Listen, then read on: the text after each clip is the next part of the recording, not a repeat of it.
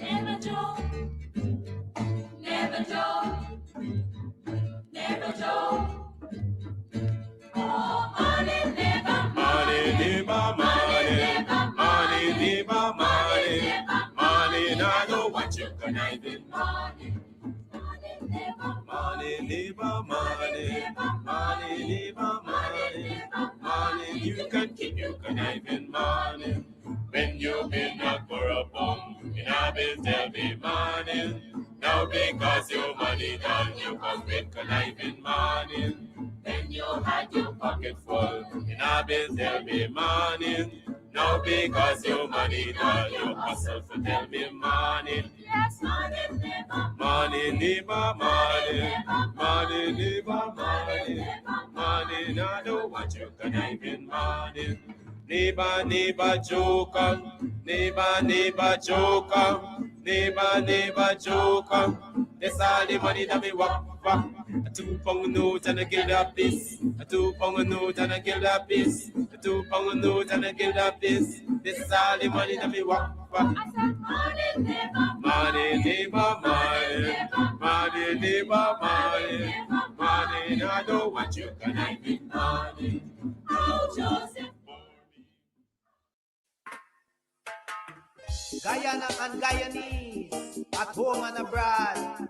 Tune in to Guyanese Morning Time, hosted by Kadaki Amsterdam, where the sun always shines. Guyanese Morning Time, the people call it Guyanese Morning Time. Rhythm, Guyanese Morning Time.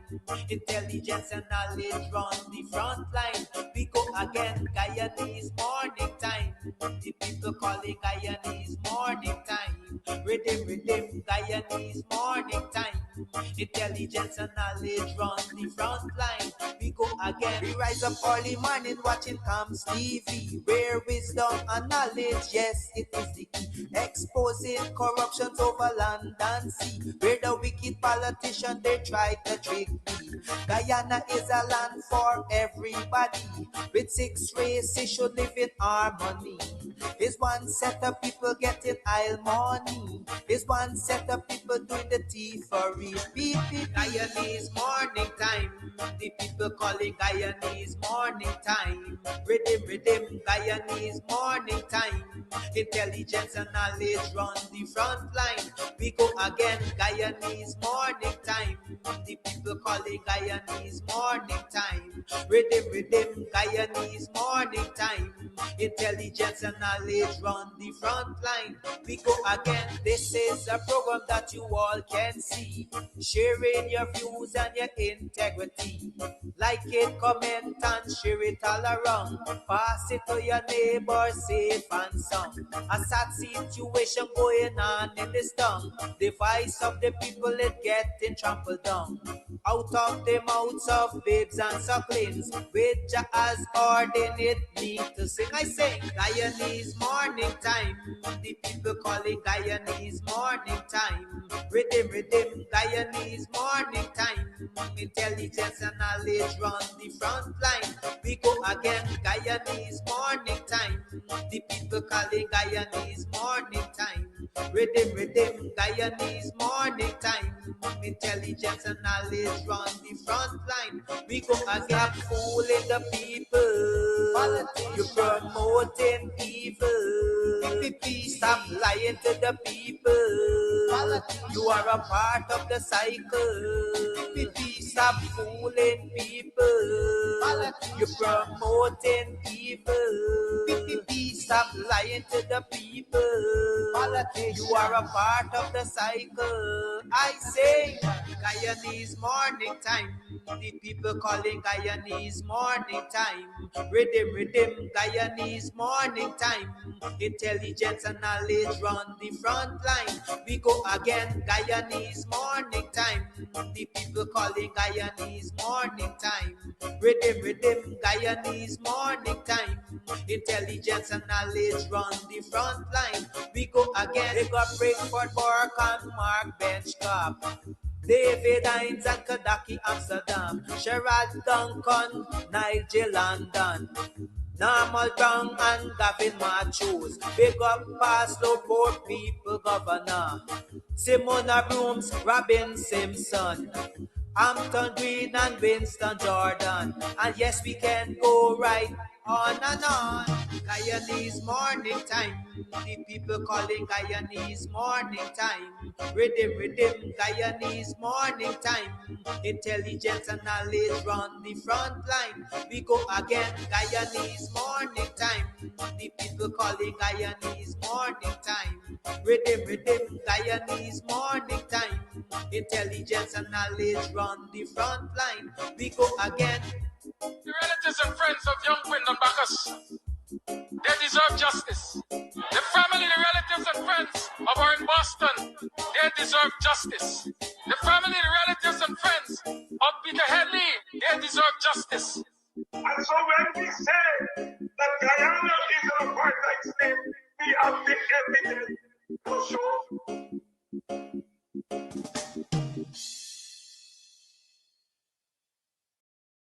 All right, so today we are here at Club Twilight up in Buxton, and we are here to talk about all that's going on up here. Trust me, if you are on the East Coast, you're in Buxton, you're in Tongue, you're looking for a place to get away to, this is the place. The Cutters, mwah. Listen, I'll be having some just now again. We'll talk about that. And then, of course, the ambience is beautiful, fully air conditioned. The decor is on point. The music's on point. Everything's on point. It's just me. I need some work. But everything else that belongs to this club here is on point. So if you want to find a nice little place where you can just drive out of town and have some drinks, have some food, you can call, you can order your stuff and just take it. You don't have to stay. Or if you want to stay here, that's what's up. And of course, they have special events for Valentine's. You can rent a hall. You can rent a hall, honey. You can rent a hall for weddings, for birthday parties, to have a bash. I hope he edits that out. But you know, whatever it is, this is definitely the place to be. So it's on Sideline Dam. You definitely want to ensure that you check this place out. But it's on your to-do list. All right, on your to-do list. This is definitely the place to check out, you know, a really cool, chill spot here in Buxton. I like this. This is Buxton needed this. We needed this. I needed this. You definitely needed too. Thank you. Arriving in the UK from Guyana, the Caribbean, North America, or elsewhere. Start your journey with ease and comfort by choosing first-class travel service, one of UK's leading providers of premium airport transfers. Enjoy a smooth, stress-free arrival by booking your comfortable and reliable airport taxi before you arrive. With affordable rates and exceptional service, we cover all major UK airports, including Heathrow, Gatwick, Manchester, Birmingham, and many more. Wherever you land, we guarantee a seamless door-to-door experience to and from any UK airport. For your peace of mind, all our drivers are fully DBS checked and cleared, ensuring a safe and trustworthy service from the moment you arrive. Our friendly staff will meet and greet you in the airport arrival hall, assist with your luggage, and escort you to one of our luxurious vehicles. So wait no longer. We're ready to look after you from the moment you arrive in the UK. You can contact us via email info@firstclasstravelservice.co.uk, office phone +4 4195 2287 176, WhatsApp +4 479 136 0576 5 or +4 479 009 50171, or simply fill in our request, a quote form, at www.firstclasstravelservice.co.uk. Travel with confidence. Travel first class. Planning a party? Worry no more. We have all the supplies you need. At EC Party Rentals, we have folding chairs, folding tables, square tables, round tables, long tables, short tables, big tables. We have chairs, red chairs, gold chairs, white chairs, crystal chairs, chairs of all type, throne chairs. What you want, we have. Food warmers, coolers, ice, beverages. At EC Party Rentals, we have what you need to have a good time. You plan the party, we do the work. Call us 622-5933. Easy Party Rentals. Let's keep your party going.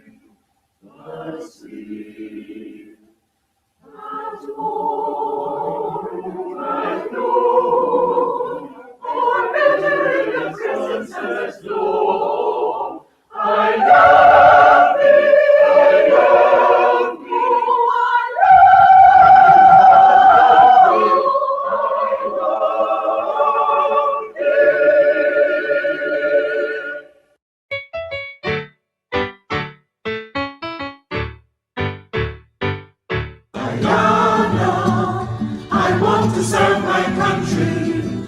Guyana, beautiful, happy, and free.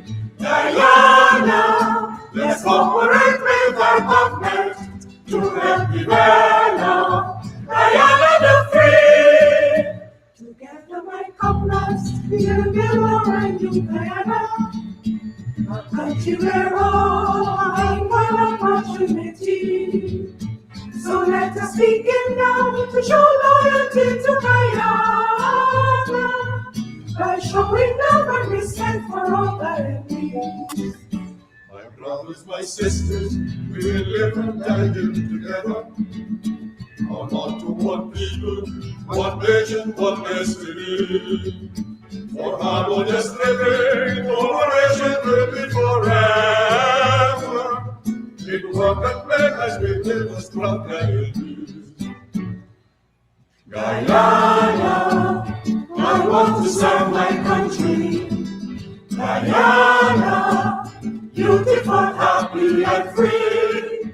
Guyana, let's cooperate with our government to help develop Guyana the free. Well, it's time we settle all the racials in the interior. Our natural resources are there in great quantity. And we will do farming and establish towns by the border. We'll grow more food so we could fill all Guyanese. My greatest desire is to serve my country, Guyana, and sincerely help Guyana to move along. Our government asks us that we study hard and we learn the things that will help Guyana to become strong. Guyana, I want to serve my country. Guyana, beautiful, happy, and free. Guyana, let's cooperate with our government to help develop Guyana the free. To help develop Guyana the free.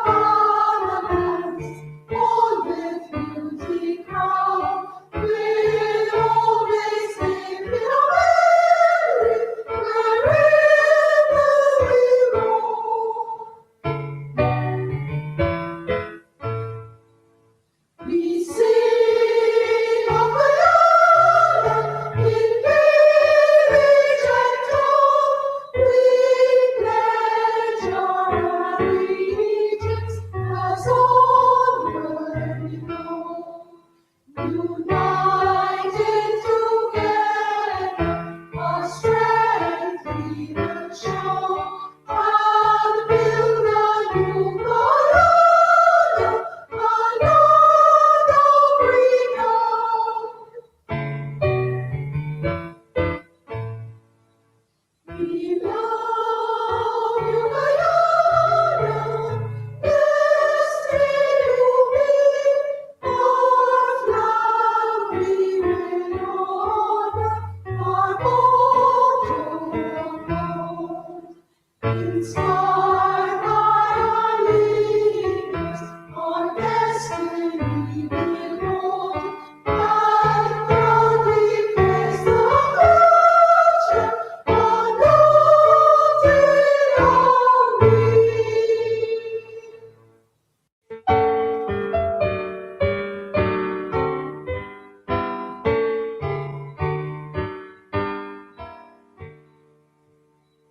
with humble hearts and heads held down, we dance for each new day of toil. We bow before thy golden Lord, the children of Guyana's song. Great is the task thou hast given, thy revolution, thy truth proclaim. Together we are one, in thy great universe. Good God in victory,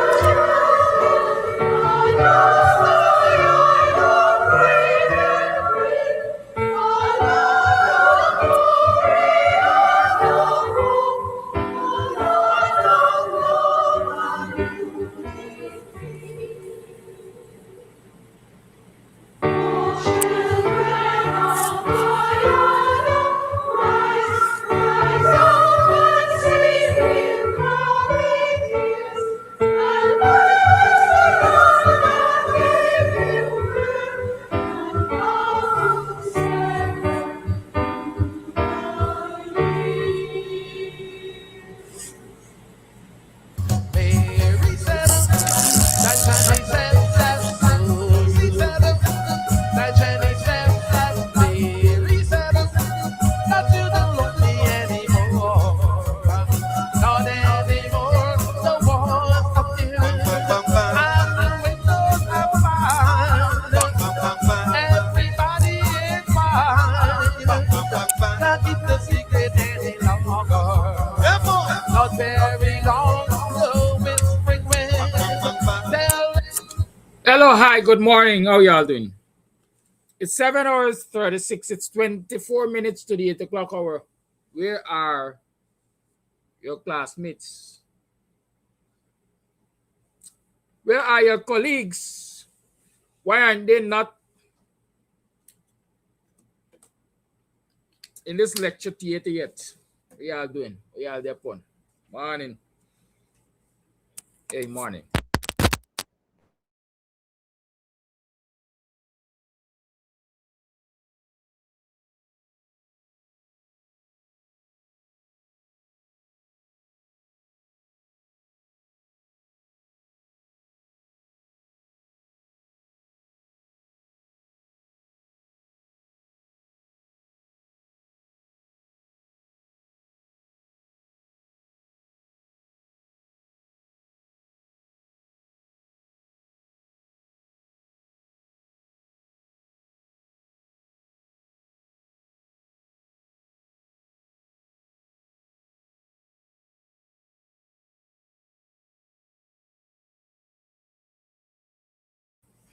Yes, those of you who could read my lips would realize that this didn't got anything to do with you. Sometimes you gotta mind your own business.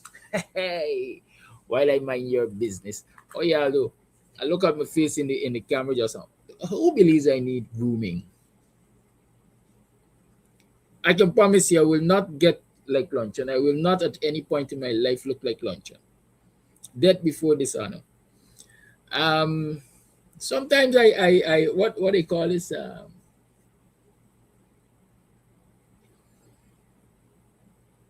Sometimes I just get into the mood where I think I need to grow my crown and so on and so forth. You know, get a little piece of beard for pull and so on. So you see, imagine me with beard and mustache and so on, sideburns and all them kind of thing. You think I could look as bad as Luncheon looked in his last days?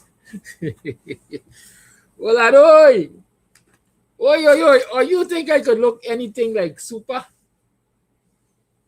nasty man, Mark Phillips? Anyway, that's not what I come here for. Sometimes I just get out of place. Call a friend, tell a friend, tell a friend, tell a friend that it's Wednesday, it's Empowerment Wednesday, and I'm on. And the numbers don't look right. And when the numbers are not right, I'm not right frame of mind. Well, I don't. I wonder if it's because we're in season, tell people coming on this morning. Yeah, why you win? You know, there's some people who express to me, letting cat out the bag, Mr. Amsterdam, the best person to do your program is you. And you alone. Don't invite nobody. You alone does get it right. Well, I don't. You know much of them does their main box? Man, what y'all doing now?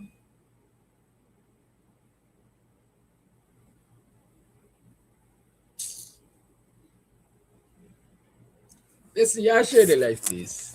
Please and thank you. Share the life.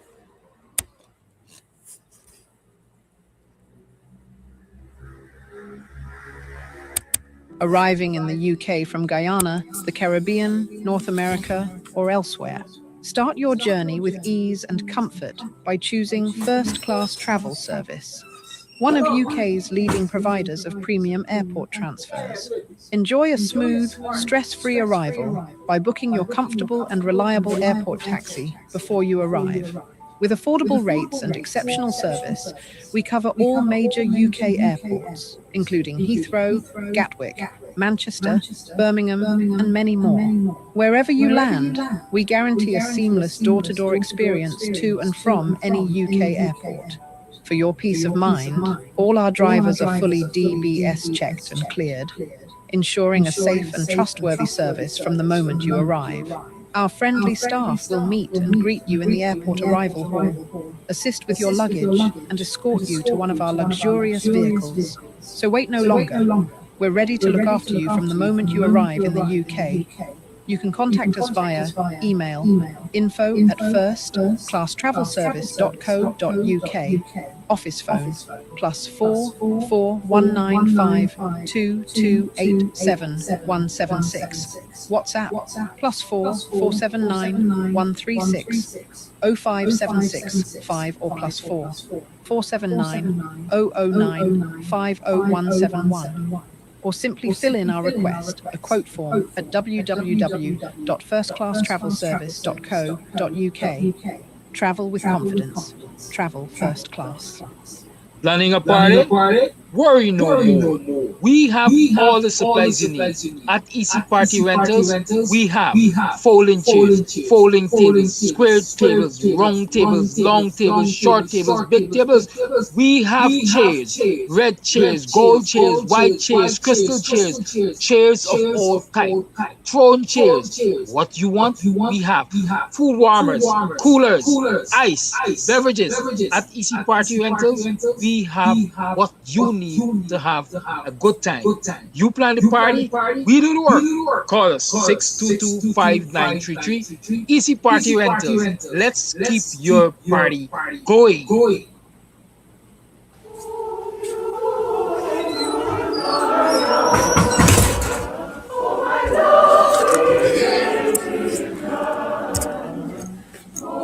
Yeah, sometimes I just behave like my nerves bad. Y'all recognize them? I'm the kind of person that don't like to be disturbed when I'm involved in the things I like. Well, you know, just like as a public figure, as a community activist and all of that, sometimes people don't know the sacrifices. They don't know the peace this guy give up. Yeah?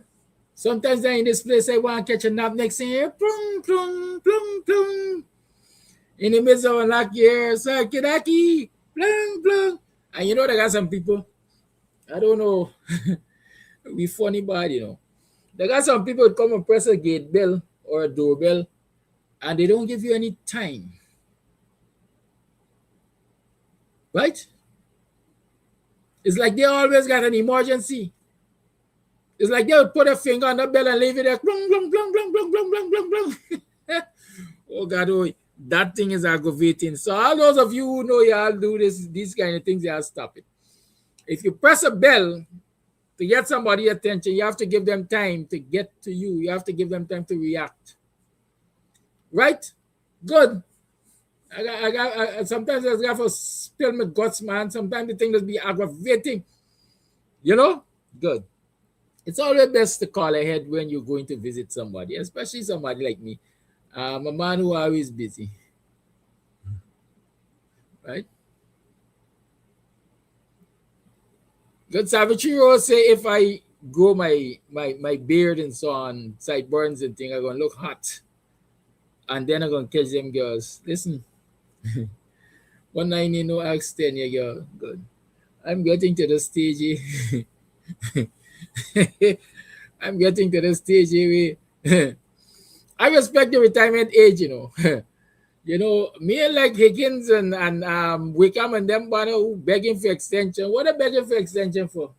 Listen, life matters, but the quality of life matters. Oh, there's no fool like an old fool. No fool like an old fool. They say dogs chase cars, but they can't drive them. So I'm very cognizant of those facts. Right, Savitri? Good. You gotta learn to read between the line, above the line, and alongside the line, on top of the line, to even below the line sometimes, to get your own understanding. But yes, what was I saying? I can't remember. Anyhow, I was saying I share the life for sure. But yeah, it's Wednesday. It's Empowerment Wednesday, and yesterday I actually was supposed to share a piece of Buxton village history with you, and I got perturbed just by thinking about the Duns lawyer and the thieving PPP government. You know that man, just think about them man, they could throw you off your medi. Right? It's still Emancipation Month, and I was saying that we can achieve, we can aspire, we can get to greater heights, but we have to have discipline. Right? Discipline and consistency, and we will utilize our skills and our talents, and we will get to those places that we desire to get. But you can't start from a position of wanting a lavish lifestyle, because if you just want a lavish lifestyle, you're going to do whatever it takes in your mind to get a lavish lifestyle right now. You ain't got the discipline of waiting, of working. Man,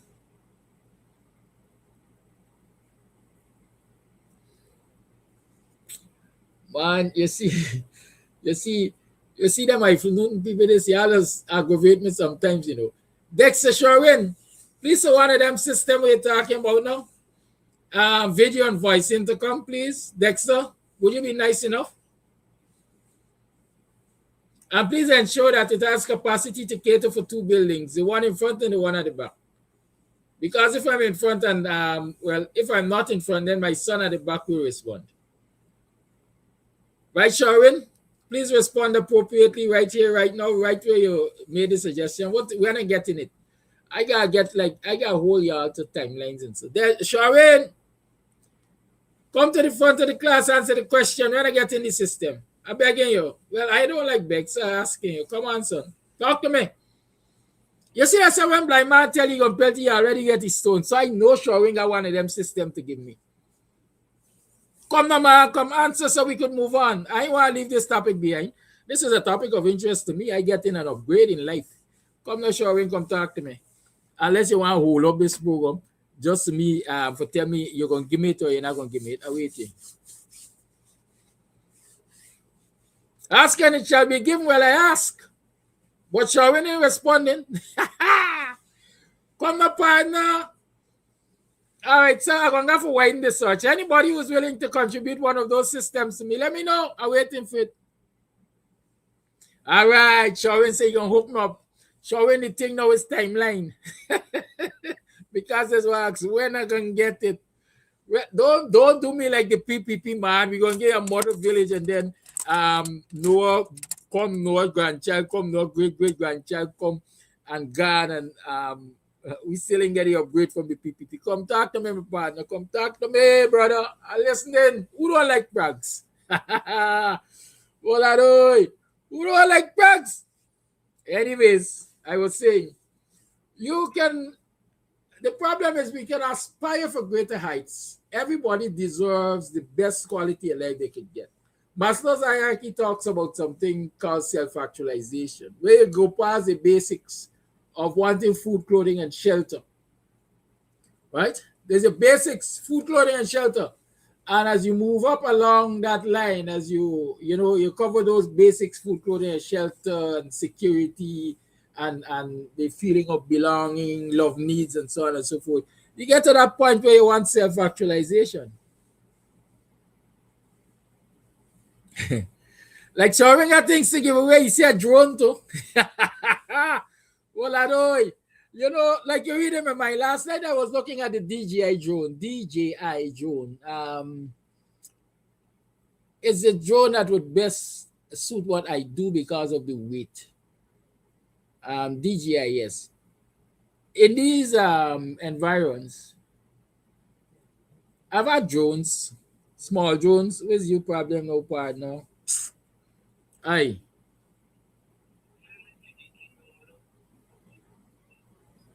Good. Yeah. I've had small drones, miniature drones, let me call them that. More like for recreation. Them children will fly around the place and, experiment with drone and so on. I've had a couple of those. But they're not good for what we do in terms of broadcast because of the weight. In the wind, in the home space, the wind tosses them all over the place. Right? The wind tosses them all over the place.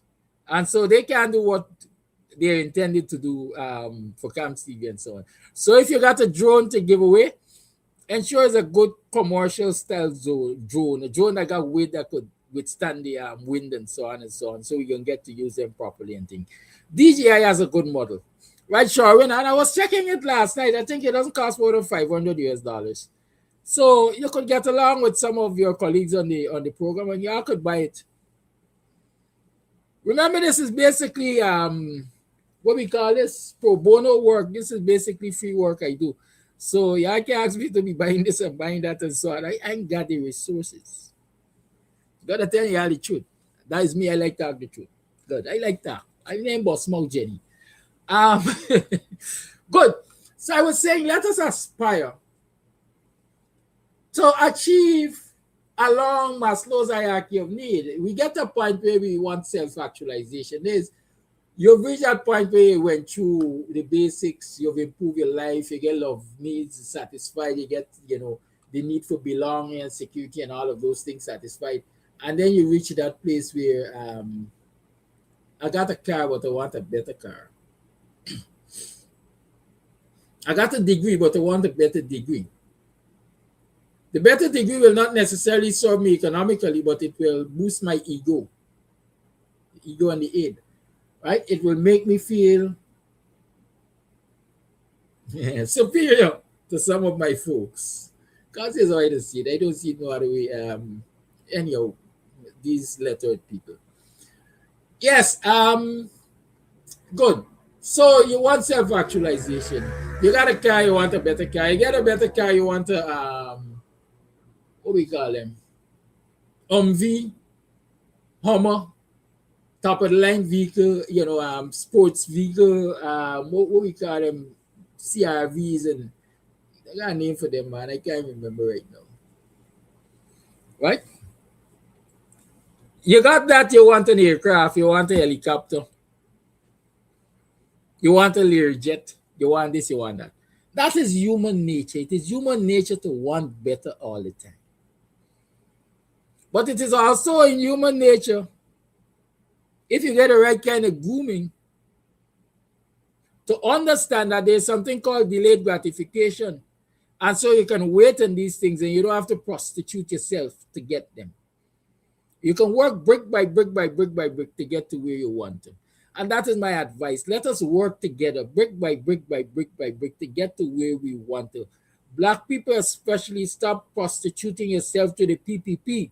Don't do like Bond. Don't be a Bond. Don't be a beer ball. Don't be a holder. Don't be a Sandy. And the list goes on. Don't be that. Don't be covetous and long-hearted and greedy. The Don Slayer had access. The Don Slayer had access to acres upon acres of land. The Don Slayer didn't recognize in this thing of delayed gratification, yeah, I could barter a piece of land to get some capital, which I will invest in the rest of the land and develop it into something lasting for generation upon generation upon generation. No, the Don Slayer allegedly wanted it now. And in his haste to get it now, he disposed allegedly of the lands that he acquired, allegedly through Nestle,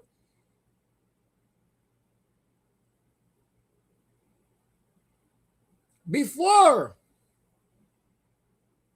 the compulsory timeline expired.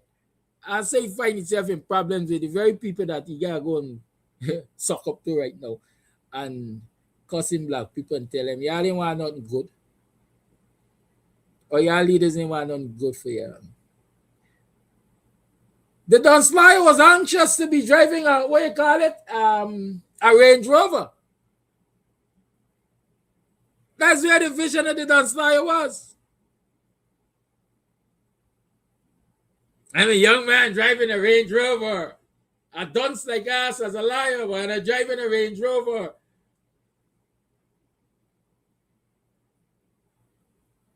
Hello, the APIU supporters are a solid block of people. When they're supporting, they're supporting. Let me open a club. What was his name? Cigars and Cognac? They're going to come running just as how they just come running to vote for us.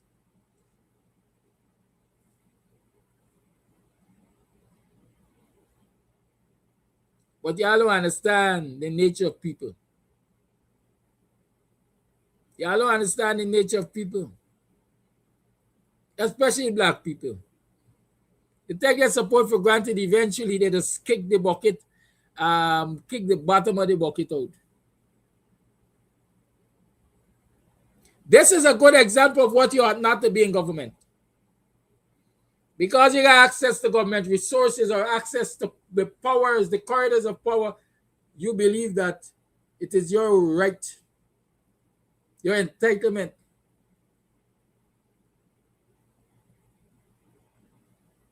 to flaunt yourself around the place, showing that you're wealthy. Wealthy at what cost?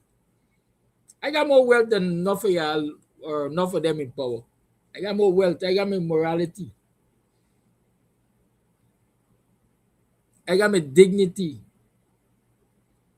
I mean, I got a few gonna cost me out and so. Because I'm just human.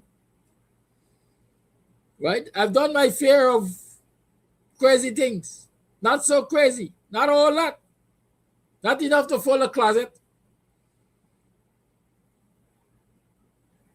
But come, there's where the problem. That is what leads us into problem.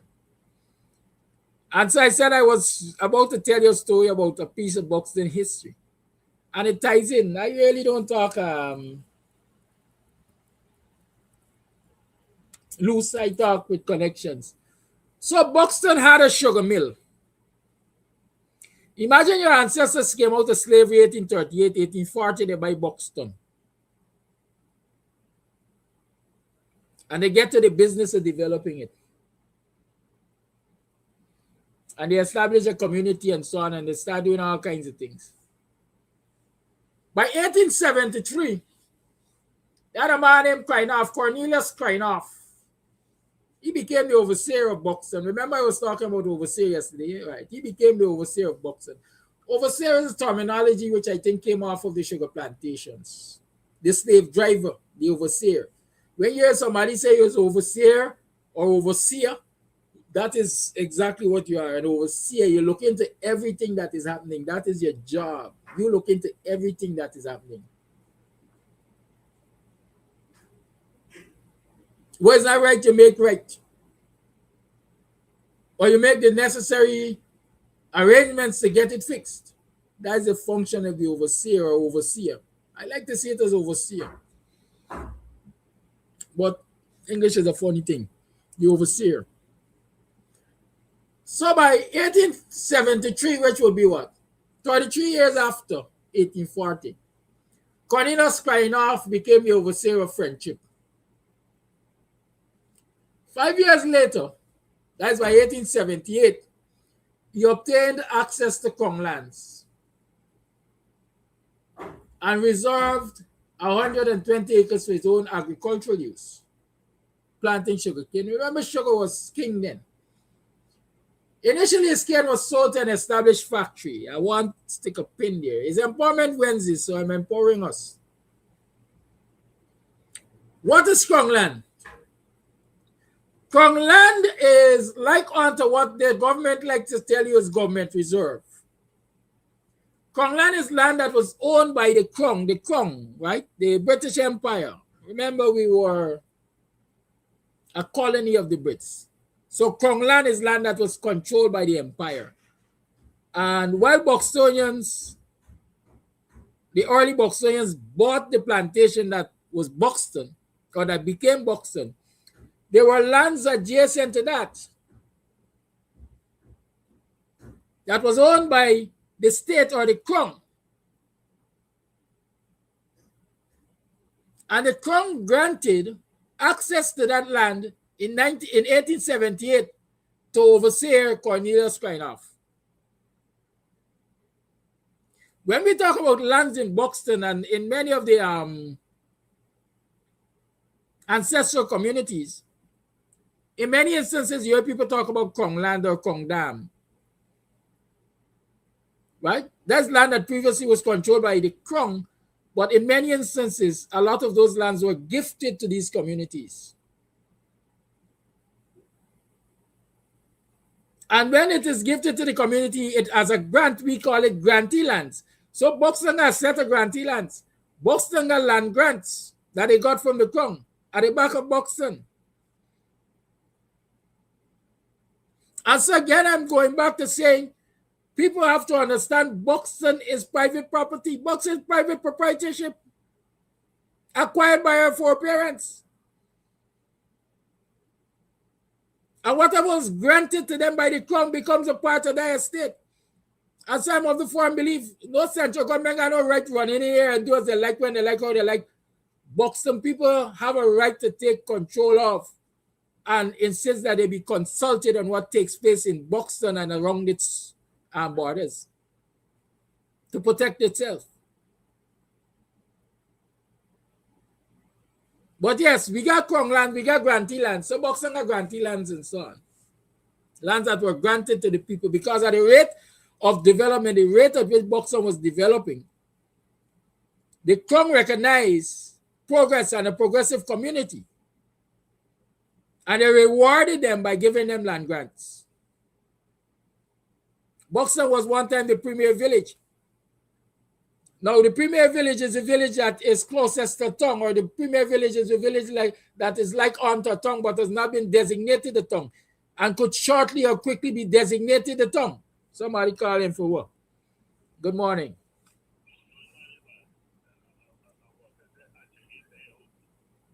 The gate open, the lock open. Another worker there on the building already. So let you open the gate and go, you gather. Good. Yeah, right? So Buxton was the premier village in this country.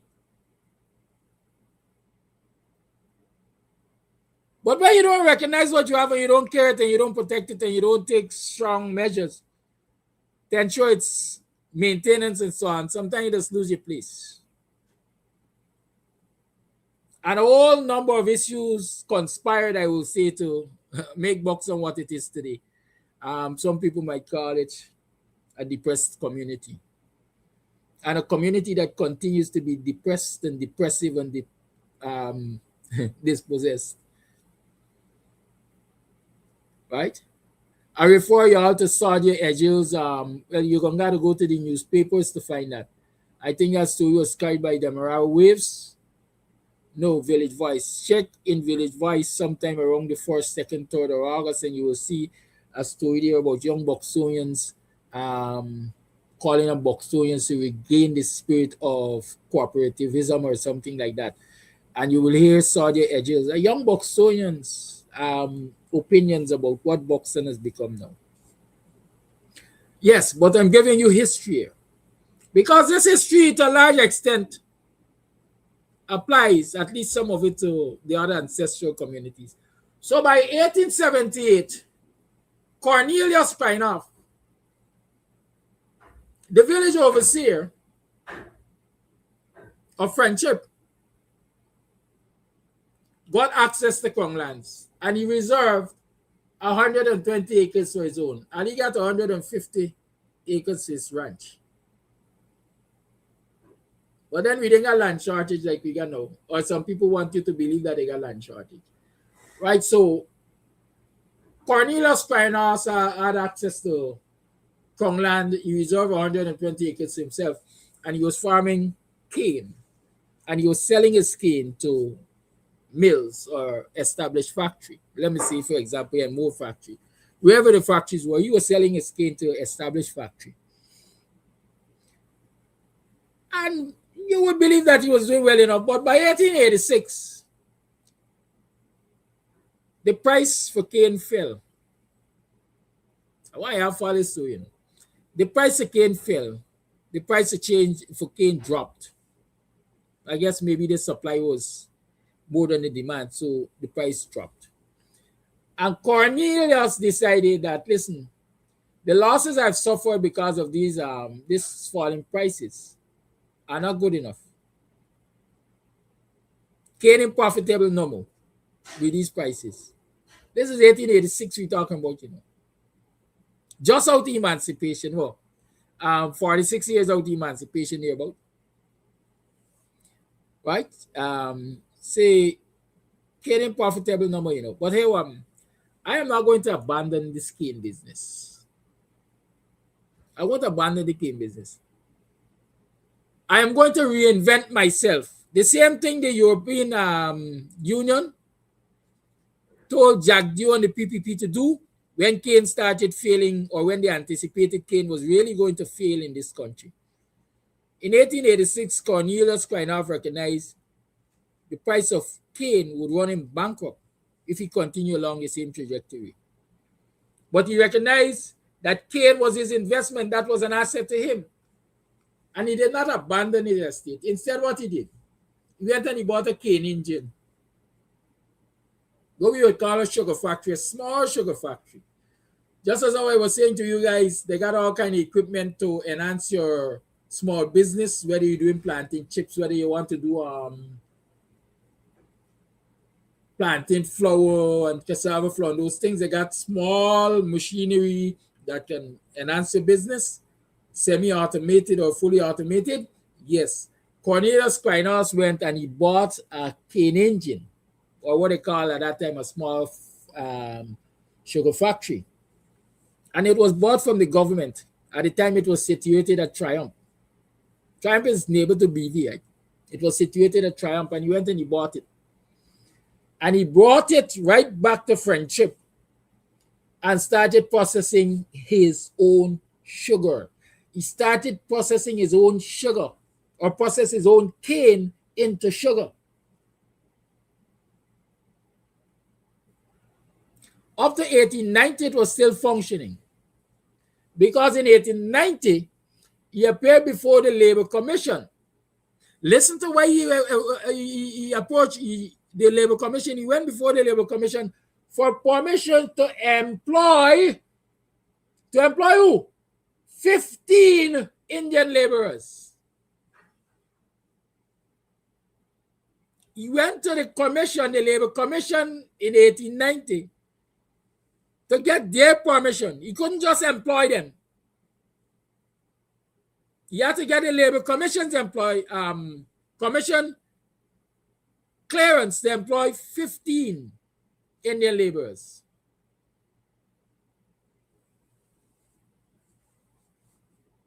You know why he had to do that? And you think black people easy? Yeah? I really think black people easy? Listen, even in 1890, some of the problems we're faced with right now, stare us in our face. Cornelius Kleinoff had to go to the Labor Commission and ask for permission to employ 15 Indian laborers because there was a dispute for wages. The money that African laborers demanded to work on Mondays, the money African laborers demanded to work on Mondays was too high, according to Cornelius Kleinoff. Because it was too high when you consider the economics. The cost of producing what they call at that time common processed sugar.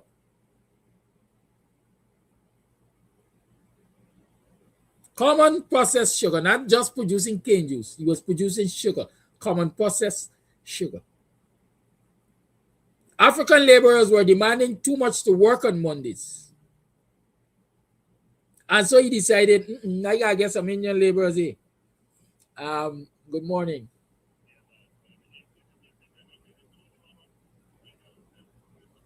All right, good. Thank you, sir. Good. All right, yes. Good.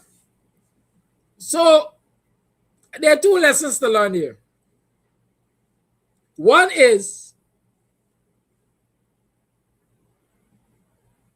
black man seem to always want to demand more than the worker, than the employer could pay sometimes. They don't consider what is your cost versus what is your investment versus your returns. So since 1890, they got a problem like that. They're demanding too much to work on Mondays. Like Mondays were special days. Like Mondays were holidays. So they demand enough money to work on Mondays. One lesson. The other lesson is that Indian laborers have always, in the history of this country, run down the price demanded for African labor. Remember, indentured immigrants were brought here because the freed Africans were saying, the price got right for we work for y'all. And the plantocracy was saying, this price is kind of high, but we can't deal with it. If we think that we're going to run broke, let me go and go to India and get some cheap labor. And so Cornelius Kleinoff basically adopted the same attitude to his villagers. Oh, y'all want a whole set of money that I can't pay. Y'all recognize this thing providing employment for y'all. All right, I go and look for 15 Indian laborers and I go into the Labor Commission for permission, right? That's an interesting piece of evidence or history. I can continue, but it's 11 minutes past 8 o'clock. How time flies when you're having fun or you're learning. We got Wayne Caesar is in the studio now. Wayne, welcome to the program, man. How you doing? You're late. What Good morning, good morning, good morning, good morning, good morning, Kedaki. Good morning to all the listeners and viewers. It's great to be here. You know, I just hope that our brothers and sisters in Guyana could have been living a bit better in what is quote unquote the fastest growing economy in the world. Sorry guys for joining so late. I just had to tie up some business, work related business. Kedaki, I don't know if you touched at all on what the president would have had to say yesterday. You know, I don't know if you touched on that. I don't know if you touched on the fact that we haven't really seen any type of protest. I don't know if you touch on the fact of the decision made by the opposition leader and what's your thoughts on it. But I believe that we can dig in on those this morning, right? I believe that those are some good things for us to dig in on this morning. And look, man, ladies and gentlemen, before we even dig in, I will say this to you. We have different levels of understanding amongst our people in Guyana. All right. You guys here are very smart. You're intellectual. That's why you're here every day for the fight, right? So you're seeing the game that is being played as a game of checkers because you understand it. You understand full and well what is happening right before your eyes. But I must say, to most of Guyanese, to most of the masses, they're seeing the game as a chess game. It's a more complex game to them. They're not understanding what is happening. So while we see it as checkers, they're seeing it as chess, a much more complex situation because they're not understanding what is happening right before their eyes.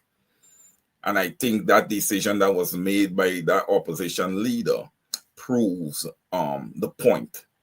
Right? They always say that the proof is in the pudding. Well, we're seeing it straight up. And what I would like to see to the APNU, which is the two largest parties in there, would be the WPA and the PNCR. Right? That they got to get on their game. This stretching across the aisle and working together. The guy said it initially that, you know, he doesn't care to work with the APNU. Right, ladies and gentlemen, I don't want to go on a, you know, on a long run here, but as I sat down and I'm analyzing this whole situation, I say to myself, what if two powerful friends, one that sit at the hem, holding the highest position in the nation, right, and another one who sits at the hem of being one of the richest individuals in the nation, having a good drink and determine that, hey, you know what, we can control this whole nation. Why don't you form a party? You know, and I am president. I am the most powerful man in this country, you know, and let's play a game of chess against each other. Take these people for a ride, because that is what I believe that is happening right here, and we're going to see it. What is happening is by design, you know. And Guyanese should not sit down and allow people to make them clowns in their own country, controlling their money and everything else. All right? This guy has not shown a spine. This little game of exposing and all of this nonsense, you understand me, is not moving the needle. That gentleman, Azruddin Mohammed, has not protest GCOM yet. Has not flew in the face of Barra Jagdeo yet. It's concerning. And some people has to be blind. The way they run out to defend this gentleman. Well, here, I'm going to attack. I'm going to attack. We're going to attack.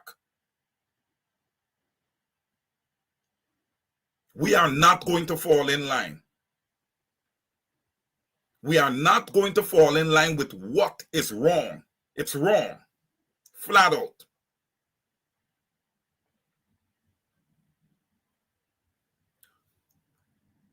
He's now coming to the table and he's talking about exposing this and exposing that. Well, look, I must say, there had to be some truth to the fight with him and Susan.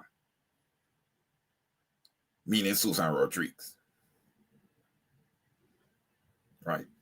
It could also be a situation, ladies and gentlemen, this thing can take a lot of angles, where he's finally being cut out, him and his father and the rest of them is finally being cut out of the money. All right? They're not getting what they used to get. Some social media individual, some social media contributor come out and say, why is the PPP not paying back Mohammed's all of the money? Look, we should not be taking that position. We should not be getting into that. Why defend? These are the guys that have Guyana the way it is. Why are you defending them? Why are you defending them? We should not be defending them. Let them fight.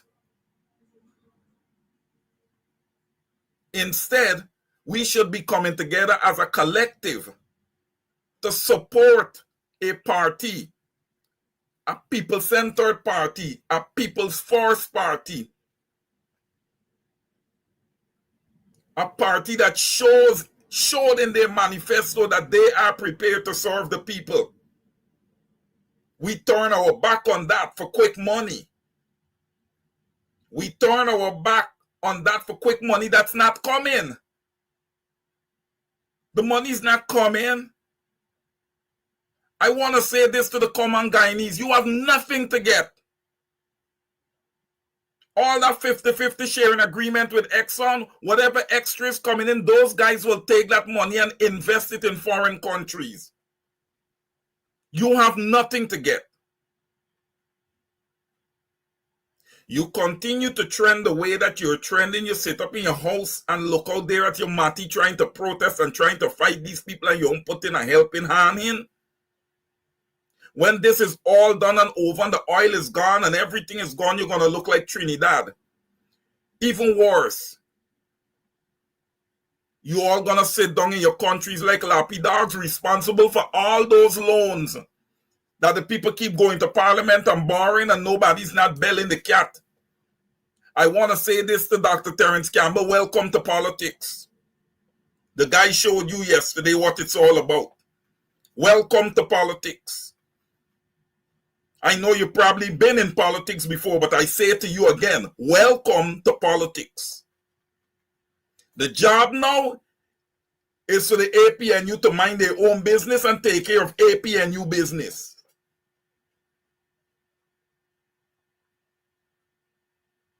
Vet your people that's in the party. The party has gotten weak because all the intelligence was being leaked from the party.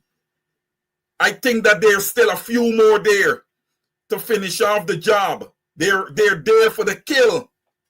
They're not there to play around. The devil is there for the kill.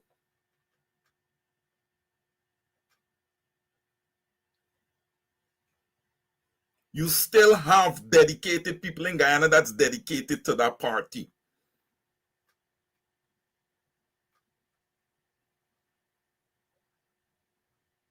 And I'll say this. Comrade Norton, you understand what is happening here. You need to step to the forefront and bail the cat in this situation. You've taken a back seat. You've taken a back seat. You cannot continue to sit in the back. There are urgent needs. You are needed. You all are needed. This is critical. We are in critical time. I didn't hear that, Brother Kidaki.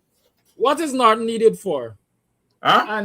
And what do you want Norton to step forward to do? Are you hearing me? Yes, Kidaki. Kidaki, this is time for look. All right. Who is the leader of the PNCR, the current leader of the PNCR? Comrade Everybody believes that they can lead the PNCR. Huh? Everybody, yes, I agree. Everybody that believes that they can lead the PNCR. Repeat that, Kidaki. You're asking who is the leader of the PNCR, and I'm saying the leader of the PNCR right now is everybody who believes that they can lead the PNCR. Boy, you always got them answers for me. Yes, you're on point. Because listen, as I say, get Jacket's jacket. Norton is leader of the PNCR by title. Right. Everybody else is leading the PNCR wherever they believe it should go. Like you talk about people giving out intelligence. You say something about the intelligence leaving the party. Yes. I wanted to stop you there and say be careful how you use the word intelligence, because when you said intelligence leading the party, I got two interpretations for it. The people who are intelligent leaving the party. No. Or I know you're or information leading the party. So that's the one. Sometimes we have to talk to people. As a teacher, I always try to talk to children, especially, about sweetie and snacks and so on. I bring it down to the lowest level. So you're talking about information leaving the party. Good. Not as leader of the party can't stop information leaving the party. Right? Mm-hmm. Because it means that you have to become dictatorial, number one. And number two, you got to be spying on people to know who are the people who are trading in information. Right? I believe, and I will say it, I've said it before, I believe, I don't think I said it this blank before. I believe Norton is really holding a shitty end of the stick. And if I were in Norton's position, I would tell them, kiss me neck, keep your shitty end of the stick. I go home and look after my grandchildren and the stock and whatever I have invested in, and I'm going to enjoy my old age. I have done my part. And since you all don't believe that I got anything else to offer this party, let me go about my business. I believe I can contribute to rebuilding it, but if you don't respect my efforts and you're not playing fair with me, then you are trying to rebuild it yourselves. That is my position. Had I been Norton, that would have been my position. Listen, and again, I like to say, I don't talk just because I got a gift of gab. Ask anybody in boxing when it comes to organizations and me. If I can't get along with the people in the organizations because we're not seeing eye to eye, and I believe that they're going down the wrong road and we're not making any progress, I simply do what I think I need to do. Find myself in another space. Whether create a space, or it was an established space, or is a space at home. And so calling Norton to say, we need you. You need Norton, Wayne. All the people that Norton thought needed him and all the people that Norton supported in the past and in the present maybe don't need Norton. All right, Kidaki. I will settle at that and agree to that. But I must say this. If they don't need Norton, then what do they need? Because we are looking at where this party is going right now. We are looking at the trajectory of where, listen, Wayne. I don't look. Wayne. We got to understand this. I don't want to be accused of having you on my program this morning and pelting stones at you. I want to be a good host. You understand? No, go for it. I'm here. I want to be a good host. Good? But you ask if they don't need Norton, what they want. They want power. They want access. They want selfishness, self-aggrandizement. Listen to James Bond. James Bond said, I deserve to be in Parliament. And say, doesn't send me in Parliament, they don't deserve to have me in the party. That James Bond's statement alone, for me, it encapsulates everything that is happening in the PNC. Is everybody, listen, Wayne Mason. Wayne has been out there on the front line for the APNU, etc., etc. My understanding is Wayne was or is a councillor at City Council. But Wayne Mason recently was seen hugging up and loving up Jack Dio and praising Jack Dio and apparently crossed over to the PPP. He has left. Because what? Wayne Mason feels entitled because I'm out there all the time fighting for the PNC or the APNU. I should get to the highest level. I deserve to be in Parliament. The question is if Wayne Mason can function at Parliament. I don't even know if he functions at City Hall or is the tongue position he sits at. But all of these people who tell themselves they know best and they know this and they know that, they want the position that Norton is in because they see it as a position of power and a position of access. And so that's what they want, self-aggrandizement. They want one for the people who support in the party, or who support they will require to get in government to get self-aggrandizement and access to hundreds of acres of land that they could flip quickly and buy Range Rover and so. They ain't got time with that. But Kidaki, let's be honest too. We got to take this a little bit back too, because in 2025 that was the same situation. That's why we have the situation where people call for the votes to be split, right?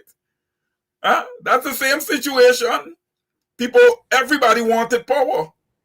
Everybody wanted to sit in the position. Nobody wanted to respect the leader. Right? So we had people splitting off to start their own party, a few people, and that was it. The core started to diminish slowly as people split off and pull people along with them and all this type of thing. And in doing so, smearing the name of the leader. Right? They didn't just leave. They had press conferences where they smeared the name of the leader. They did all sorts of things. They had social media, operatives attacking the leader. It's a whole lot that happened. While we had a nice, big, juicy pizza pie sitting down in front of us, waiting for us to go and take it. Right? Selfishness, ladies and gentlemen, prevailed. And look, don't give those people a pass. Don't ever let those people recycle back into your politics. That has been a major problem in Guyana. We have a whole lot of failures recycling back to the front of the line without giving others a chance. Ladies and gentlemen, when you take a seat and you take a seat in leadership and you're part of that core leadership, you are automatically, immediately on the hot seat, meaning that it is expected that you execute. We are in the position that we are in today because of lack of execution. That's why we are there. Whether people like it or not, we did not execute. Again, we had the MV Barima tragedy. That thing went cold, ladies and gentlemen. I know you guys gotta agree with me. It's like gone. The guy had the press conference. The guy didn't even really talk about the MV Barima the way it needed to be talked about. Gone. People's lives gone. Families left decimated by the loss of their loved ones. All right? Family has lost caregivers. And who is left to care for them? But when you have a heartless government, there's what you get. And look, my thing is that we need to come up with solutions, and we need to come up with solutions quickly, right?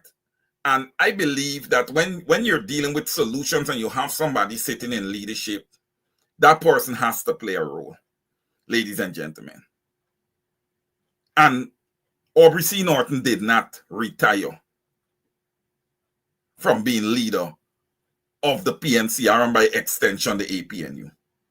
So until that time, ladies and gentlemen, I hope you guys agree with me. There is still a role to play. How can you be leader and not playing a role? Do not allow people to shut you out. People are going to create narratives. I think Mr. Norton is where he is publicly, thanks to social media and some of the people in his own party. That's what I believe. And I will not move away from that. We as Africans in Guyana, we do not know how to treat the leaders that looks like us. But we are quick to go and bow on our knees. Like I said before, if an Ali would oppress the African communities, oppress and suppress the African communities, so that when him and his goons walk into those communities, the people will fall to their knees. So said, so done. Everybody running to hug up for a few silver coins. You're the ones who got to answer to that, not me. Not me. You're the ones who have to answer to deceiving your own people. Until we get a sense of togetherness, a sense of collectiveness, a sense of the issues that are before us. Because let me say this, I want to say this to all those people who got the thick skulls. And I'm not talking to you guys out there. These programs go out and it meet a lot of people. For all of Those of you who have the thick skulls, it is not the money that is going to alleviate poverty, but it is rather the policies that are going to alleviate poverty. You understand me? So you guys can go running for the fences because somebody is financially wealthy. I'm going to be very detailed with that. Financially wealthy, because you can be wealthy in many ways. You go running for that. I can tell you this, as a financial mind, it is going to be short-lived. And to the extent a whole lot of you start to getting money and somebody get into government that's just giving you guys money, you're going to still have inflation issues because it's going to be too much money and too little goods. The prices are going to go higher. So then what? The money still loses value. You need smart people. All right? You need people like the gentleman that is going to be on tomorrow, Comrade Winston Jordan. I know he's retired and stuff and sitting back. But you need these people to come to the forefront to bail out Guyana with the trajectory that it's going. You might be thinking fastest growing economy, oh, we are going up. But man, when that thing turns the other way and starts spiraling, nothing is going to be able to stop it. Nothing. You see how this government is operating? Exclusively non-engagement. They're not engaging any opposition. Ladies and gentlemen, that's why I said it was critical. It was critical that the APNU got the majority in the opposition. All right? There is no engagement. It's just a game. Nothing is happening. No protests at GCOM, nothing. And people want to reach out to you. Oh, Wayne, y'all take it easy on ours. Please. This ain't about ours. Ours been taken from the Guyanese. Ours, the PPP and everybody been taken from the Guyanese people all the time. This is about the Guyanese people. This is about Guyanese. All right? I could care less about any individual. It's about people. Brother Kedaki, if you're there, come back in, please. I'm always here. I don't run from a good fight nor discourse. I like the heat in the kitchen. I like warm. Even in the heat of the sun, I can drink hot tea, as we like to say in Ghana. You know, I can drink hot tea. I like the heat. Let me say this. Our people are self-destructive. I want to say our people, I'm not talking only Afro-Guyanese, but especially Afro-Guyanese. I'm talking about Guyanese in general. We're self-destructive. We keep trying one thing over and over and over and over and expect that the result will be different. We keep trying one thing over and over and expect the result going to be different. You can't be beaten up on your leaders when you feel uncomfortable and then expect that when you are uncomfortable, they will have the strength to defend you. Even in this current dispensation, I mean, there are things I might want to say that I can't necessarily say, but I'm going to say this. Even the people that were entrusted with leadership of the APNU by Mr. Norton, even they are digging the earth from under his feet. Even they are digging the earth from under his feet. Because as long as he baptized them as being leadership material, they believe that they must immediately replace him. And so taking guidance, taking advice, taking, I don't want to say instruction because these are big people, these are independent-minded people. But sitting down around a table and reasoning and making a point and fighting for your belief and ultimately respecting what I should say, age and experience and wisdom and guidance from your leader. Excuse me. It looked like I got stopped, like a shouting or something. Anyhow, that's how it gets sometimes. It's good to shout. Instead of taking that guidance and working as a unit, everybody who believes that he or she has been ordained to lead wants to see the back of Mr. Norton no, and they want to lead no.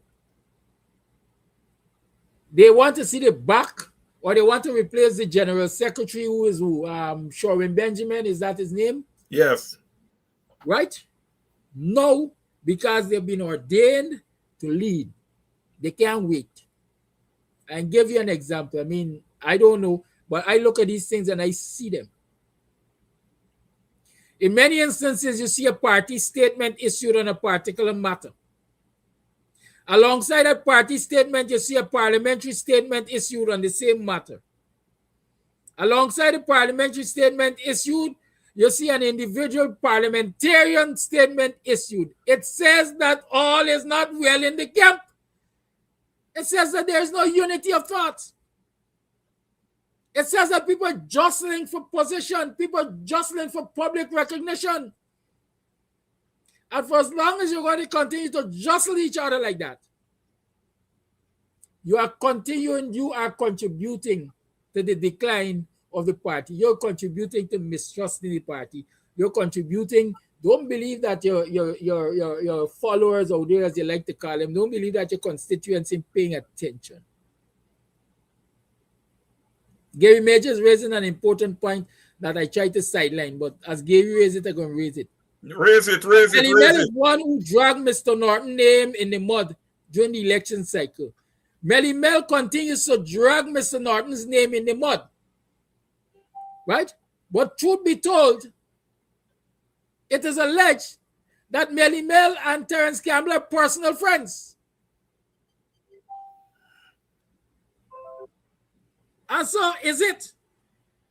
Despite the fact that Mr. Norton is taking a backseat, as you see, he has put Terence Campbell to lead the parliamentary opposition in Parliament. Right? Why then is Melly Mel still attacking Mr. Norton? Because she believes that he should be removed immediately for Terence Campbell to take his position. Is she a tool of Mr. Campbell? I'm only asking, I don't know. Right? I'm asking, I don't know. Well, look. What if I have respect for my leader? You think any friend of mine could come and cuss UC Guyana? I cuss them and kick them far from me. Of course, we will have that conversation. And when we're done having that conversation, if you continue to do it, then you can be my friend. So these are the things I look at and I assess the situation. I always say I'm not a member of the PNC, I'm a member of the WP. And this is how I operate in the WP, in case you wonder. If I see there's an issue that I believe the WPN needs to speak on, I write a note. Even if I have to draft the statement that I think the party needs to speak on, I draft it and I send it to the co-leaders of the party and I say, I think we ought to address this issue and address it with alacrity. I don't go there making statements. So there's no visible division. I'm making a statement, David I'm making a statement, the party secretariat making a statement, and so on. Most times the WPA speaks to you one statement. One statement. And that should indicate that there is some amount of respect and support for leadership. Because at the end of the day, like I say, if it's a crapo you got leading, you got to hug up your crapo till it turn a prince. And until the people over the PNC and APN and so on start adapting that attitude, this was adapted over the PPP, you know. And they're happy to embrace that approach because what? At the end of the day, they know once they stick together and they hold strong together, all of them going to get access to power and resources and the corridors of power. And as you're seeing, they're going to do as they like when they get the access. But how you fighting among yourselves? And when you fight among yourselves, you rob yourself of the opportunity to get access, and you still tell yourself that you're making sense. Over to you, Wayne. Kidaki, you've made some excellent points. And I like the road you went down with regards to social media. There are a lot of people who are not authentic in doing programs, right? They do programs to give themselves attention, right? And their programs is not more so based towards helping the Guyanese people. And we see this. People like to come on and they use, indecent language, amongst other things, to get the attention of those who are somewhat lacking, from an education, a political education perspective, right? They will come on and they'll listen to the chorus down and everything, and then they'll take the leaders and they'll slander their name in that chorus down, right? Of course, there is compensation for that. It is not for free, right? So it's important also, ladies and gentlemen, for one to have a day job, right? You guys see how important it is to have a day job also. Come on, you have a day job. There's no need to collect money from people to put a narrative out there, right? So I agree with Kidaki. And listen, the name that he has called, I will not mention the name, but I cannot disagree with him. It is obvious. We have seen it. And look, when you talk about being educated, right? If you're educated, you would know that the PPP has been sitting there, and what the PPP would have been doing to the Guyanese people. You would not go out and slander that leader, especially at election time. So look, this was all designed. And to show, and I hate to use this word, how some people are so dumb, right? This whole narrative, what the aim here is to have the PPPC, is to have WIN, and is to completely eliminate the APNU. The APNU is the only dominant African mass political party in the Cooperative Republic of Guyana. You guys keep that in mind, all right? And it is African Guyanese led. Let's keep all of that in mind. For the first time ever, I have seen the lead political party in government, which is the PPPC, whether they're a political party or a criminal syndicate, whatever there is, right? They're the lead, quote unquote, party in government, followed by WIN, that is led, again, ethnically by an East Indian. You would never see that. East Indians would never allow that to happen in Guyana. But we, the Africans, we continue to be bent over backwards, and we accept it, right? We accept it, right? And Kidaki is right when he points out these people. And look, it's not just the one individual. They are others.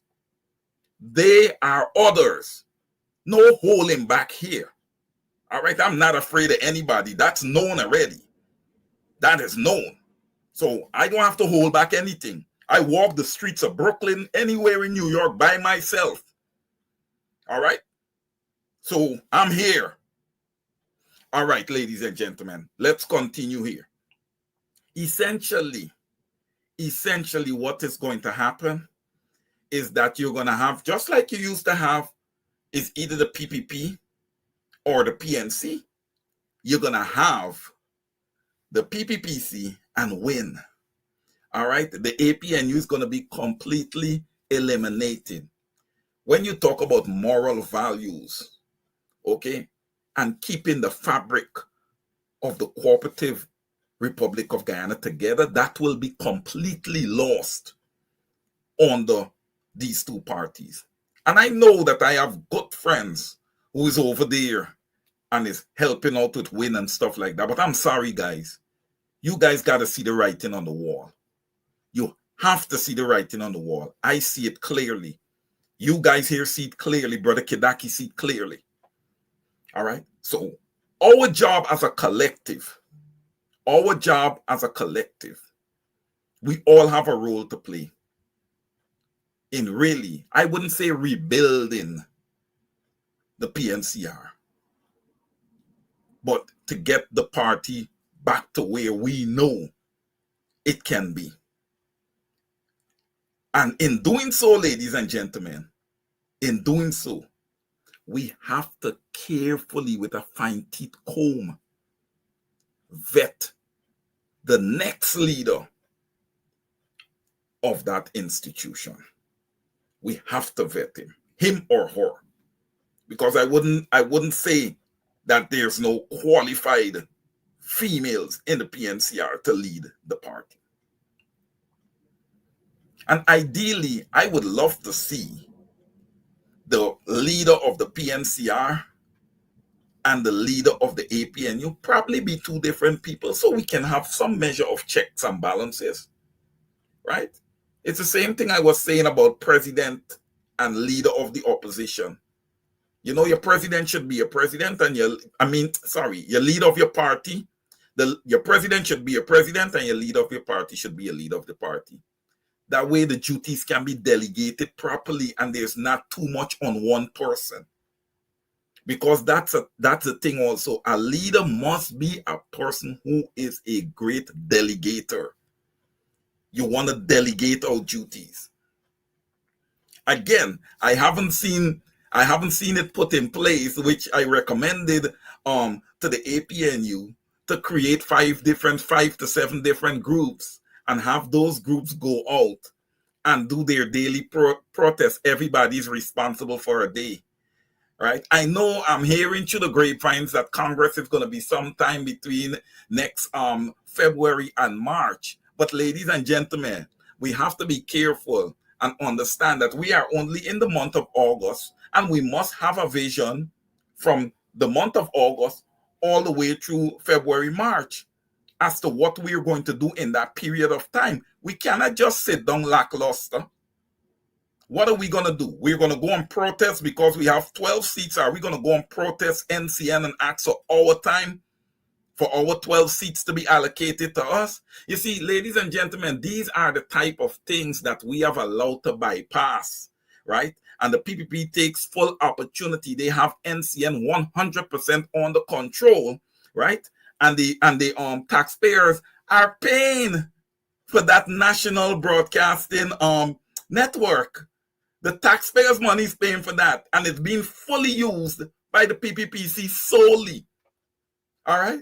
So, look, there's a lot of stuff that we need to do. There's a lot of stuff that we need to look at. But like I would have said earlier about respecting our leaders, and Brother Kidaki had a whole lot of detail to that, right? When you respect your leader, you put them in a comfortable position that they're able to think, right? And that thinking is going to lead to robust and proper execution. But we can't get that because our leaders are being bashed, right? And listen, there's a lot of social media presenters that has been there before me. I would still say relatively new, right? But I think Brother Kidaki has took it on. He fired back, and I agree with that 100%. You should not allow people to come and overwhelm your leaders. You know, I don't care whether you like the leader or you don't like the leader. Respect the position. We don't care. Like Kidaki said, if you got a crapo, whatever you have for a leader, hug up your crapo. Hug up your crapo. Because you don't see presenters, social media presenters that aligned with the PPPC attacking Jagdeo Ali and Nandalal. You don't see that. But it is us who demonstrates that weakness, that all we can do is turn on our leaders. You Guyanese don't turn to people like James Bond for leadership. Are you kidding me? Are you kidding me? James Bond is a professional slave catcher. Sherwin Holder, professional slave catcher. And there are a lot of slave catchers who are presenting on social media. Wherever the cash is flowing, they're going to paint the narrative of that specific person. One month they belong to this person, the next month they belong to that person. Guyanese, you can't listen to those people. They're not authentic. And they're not being realistic either.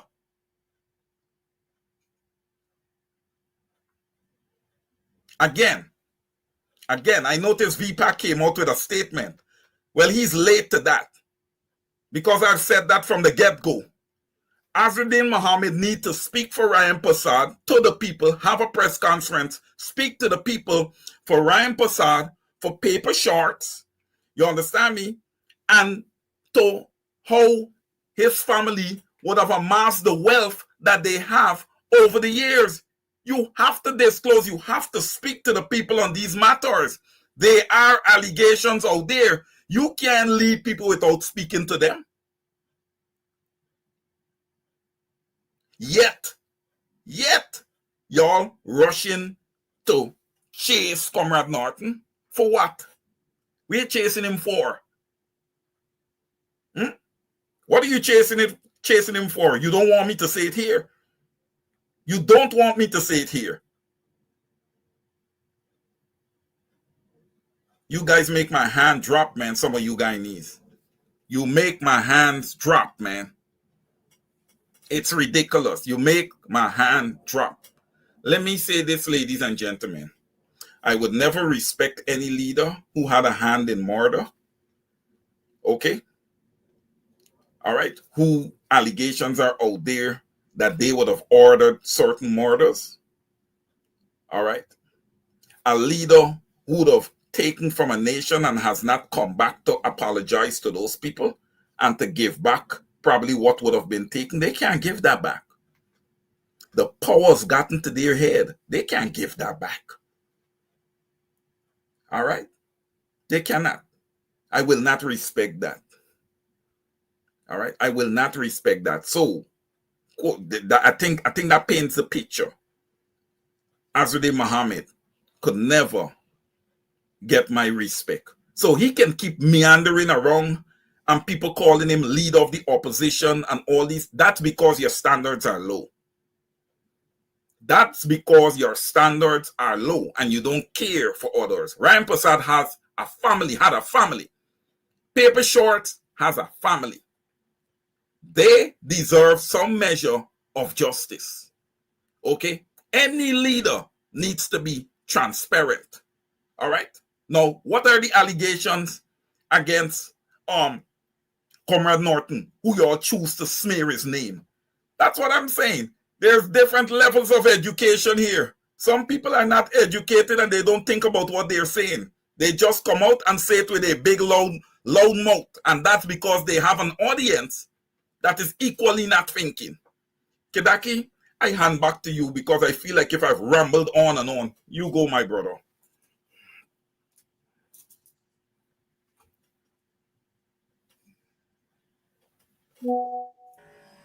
You know, truth be told, not much of my time will be used to discuss Azruddin and the allegations of murder against Azruddin, because I will continue to say that Azruddin and the PPP is the same, is maybe two sides of the same coin. They've been in bed together and they will stay in bed together. I don't care who believes what else they want to believe. I see somebody was saying earlier, Melly Mel is not such a bright person. Listening to her, how she speaks and so on. Even if that were true, Melly Mel is not such a bright person. The fact is, a lot of the Guyanese populace, especially black people, especially Afro-Guyanese, allow people like Melly Mel and Doggy to lead them by the nose. Because those are the influencers. Doggy say, Azruddin say, bring people for vote and they're going to get paid. He brought people to vote and they got paid. The only reason he could have bring people to vote is because he allowed maybe a semi-literate to lead them. I don't know anything about Doggy's education and background. I'm only assuming, again, because somebody said listen to how they speak. I don't know anything about Melly Mel's education. But the fact is, even if they are academically endowed, I don't think they're politically smart. I don't think they're politically smart. And so if you're looking for political direction, one would believe that you have to pay attention to people who are politically adept. And that's part of the problem. We want to listen to everybody. Right? We want to listen to everybody. And people don't have our best interests at heart. Yes, there might be a need for Azzuddin Mohammed in the opposition. But like you say, Azzuddin Mohammed can't lead you. Azzuddin Mohammed can't lead me because it is alleged that he got the blood of my people on his hands. Even if he doesn't have the blood of my people on his hands, the people that he has been in bed with, and I believe he still is in bed with, have the blood of my people in their hands. He never came to my people's defense. So why no? Because power is at stake. I believe he gonna come to my people this what name? My people defense. And that is what guides me. That is what guides me. Listen, the reality is self-love. If you ain't got love for yourself, you can't love nobody else. And if you got too much love for yourself, you still can't love nobody else because you become a selfish human being. Mm-hmm. Somebody is asking, why did Norton make Campbell the leader of the parliamentary 12 or so on? I'm saying to y'all again in this country, democracy has a price. Elections has a cost. And unless you got money to match the PPP, and unless you got money to match the WIN, unless you got money to match your opponents, you are sitting duck. Unless the people determine in their minds that come hell or high water, they're going to change the status quo. They ain't paying attention to money. Kidaki, you hit it. Kidaki, wait. Kidaki, stay on that point a little bit. You just hit it, man. Continue to hit that. The people. Talk about them. It's people them. like to talk about Granger this and Granger that and think. If Guyanese really wanted good, especially Afro-Guyanese to themselves, they would have gone out to the 2020 election and vote like a boss. They would have voted strongly for the David Granger-led APNU still, despite all that they accused David Granger. The fact that his leadership, his term was truncated around the 3-year term, Guyanese and people who were serious about their politics would have said, listen, we deserve to see what this man would have done with 5 years. Because we see where he was heading. We deserve to see what he would have done in 5 years. And so we will put him back there, give him a second chance to deliver a 5-year term to us. They would have gone and they would have voted in the numbers. But black people, especially Guyanese as a whole, he didn't do this, he didn't do that, he didn't do nothing for me, he didn't do enough in 3 darn years. And so they allow the PPP to use those negative cries in the public to rig an election and claim that they won because the people were disenchanted about Granger and the APNU. Again, I'm saying, if black people want to see the backs of the PPP and they want to defeat win, they got to put all the differences aside and vote as a solid block of people. Vote as a solid block of people. And talking about block of people, I saw somebody raise the issue, I think Vipak Bailey raised the issue of the people meandering, the PPP engaging in meandering, gerrymandering, sorry. The PPP engaging in gerrymandering by moving opposition supporters from their strongholds and putting them in PPP strongholds and so on, so their votes will not have much of an impact. My advice, I've been talking about this thing for years. Despite their moving you out of strongholds and giving you a land allocation in their strongholds, do not take transfer from GCOM. Do not transfer your addresses. Determine in yourself that you're going to go right back to your stronghold and cast a vote. Because if you go back to your stronghold and cast a vote, it has more value and it will have more impact. And that is what the political pundits on the ground gotta keep telling the people. And they have to make preparations. They have to make preparations. They have to get money to invest, to transport those people from wherever they were sent back to the stronghold to vote. If you want to win an election, you got to get money and you got to get foresight and you got to plan ahead. The PPP has been planning ahead for years with this gerrymandering business. I think in many instances, we are too reactive. And we are reactive because our focus is not on the real pie, Our focus is on fighting each other for self-aggrandizement. Over to you, Win. Oh man, Kedaki, you could not have said it any better, because that was always in my thought process, that we are too reactive and not proactive. We are not taking frontal positions, ladies and gentlemen, the way we should.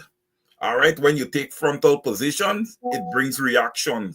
I see Miss Rhonda Lane is here. Miss Rhonda Lane got to remember when she was out there protesting at GCOM, and Azruddin Muhammad passed with his entourage and cursor. I know she got to remember that. She got to remember that like yesterday. So yes, Miss Rhonda Lane, those years put out there in front of GCOM, I wish everyone would have seen Brother Kedaki and your vision and the possible impact that that could have had, and rallied around it. But unfortunately, I wouldn't say they didn't see it, but they somewhat ignored it, right? And I believe that is one of the big reasons why we're where we are today. All right, but like I said, the MV Barima tragedy would have just happened. It's not too long removed, and it has gone quiet. All right. So when Brother Kedaki talk of reactive, everybody's back in their seats waiting for the next tragedy or the next situation where they have to run out there and get out in front of social media. No, man, you got to work. You got to work, and you got to allow the people the latitude to see that you're working. All right. When the people see you working, that bring about a measure of confidence in the people. They're like, hey, we can work behind this party. These guys are working. It's not all about money, because money can always be promised, right? The money can always be promised. But what comes behind the promise? Is the money going to be delivered? So far, nothing. So far, nothing. Unless it is being delivered on the table, right? Without us knowing. All right? But I'm going to say this. I am going to say this. I believe in order for the APNU, right, to really have an impact, you're going to need all on sundry on board. You're going to need all on sundry behind a sole vision. Okay? That did not happen in 2025. All right? The vision was there. That manifesto is the best thing that I've ever read into. It's one of the best reads I've ever come across. There was so much in that for the Guyanese people. It was like giving a child candy for free. All right? So I do not understand, right, how people would have turned away from that manifesto for 50,000 and 100,000, in some cases 125,000 at the polling station. Right? That's totally illegal. Voting should not be transactional. Financial transaction. It should not be a financial transaction. That's what the people would have made it. All right? I want to say this. One thing that really caught my eyes is that after the quote-unquote decision and the seat allocations and all of that nonsense, I got a sight of Comrade Norton. And that man was so dejected. He was so disappointed. Right? Because his people would have failed him. And it would not have been the first time. Because like I said, he was attacked on social media like if, I don't know what, man. Like if he murdered somebody. Like if he's been smuggling gold and the US is looking for him, there's sanctions against him. You might as well take the things that are at the feet of Azruddin Muhammad and put it at the feet of Comrade Norton, the way he was treated. I gotta harp on this. You know why, ladies and gentlemen? I believe that it was a great opportunity lost. All right? And look, I don't know. People might be wanting to say maybe goat bite me. But in all my interactions with Mr. Norton, one time I called him, ladies and gentlemen, he was going through customs. You going through customs and you still picking up your phone to talk to people? Picked up his phone and talked to me. He was in Canada going through customs. Every interaction. I see Egerton is here. I ran into Egerton and Mr. Norton at a place that we all frequent whenever we want to buy chicken and stuff like that. And I greet that gentleman and that gentleman greet me. We both respected each other. Show that respect. I don't know what's difficult to work with that guy. Because, you know, in all my interactions with him, nothing. Nothing but good. So, ladies and gentlemen, I got to say this. What's being placed out there, I would personally, from my experience, I would put into question. All right? I believe that what happened in 2025 was a direct attempt to undermine that gentleman. No matter what policies he had out there, it didn't matter. No matter the manifesto, it didn't matter. He took people like Bearbal and he put them to the front. He paid people to work at Congress Place out of his own pocket.